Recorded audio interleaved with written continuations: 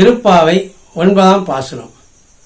தூமணி மாடத்து சுற்றம் விளக்கெரிய தூவம் கமழ துயிலனை மேல் கண்வளரும் மாமான் மகளே மணிக்கதவம் தாழ்த்திரவாய் மாமீர் அவளை எழுப்பீரோ உன்மகள்தான் ஊமையோ அன்றி செவிடோ அனந்தலோ ஏம பெருந்துயில் மந்திரப்பட்டாலோ மாமாயன் மாதவன் வைகுந்தன் என்றென்று நாமும் பலவும் நவின்றேலோர் எம்பாவாய்.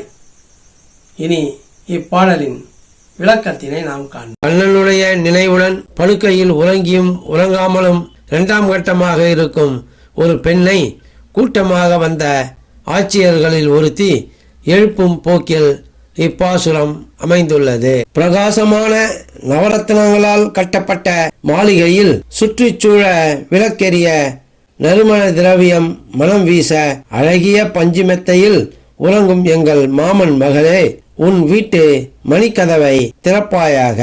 எங்கள் அன்பு மாமியே, நீ அவளை எழுப்பு. உன் மகளை எத்தனை நேரமாக நாங்கள் கூவி அழைக்கின்றோம், அவள் பதிலே சொல்லவில்லையே. அவள் ஊமையா, செவிடா, சோம்பல் அவளை ஆட்கொண்டு விட்டதா, அல்லது எழ முடியாதபடி ஏதாவது மந்திரத்தில் சிக்கிவிட்டாளா? உடனே எழு. எங்களுடன் இணைந்து மாயங்கள் செய்பவன், மாதவத்துக்கு சொந்தக்காரன், வைகுண்டத்துக்கு அதிபதி என்றெல்லாம் அந்த நாராயணனின் திருநாமங்களை சொல் என்று கூறுகிறார்கள்.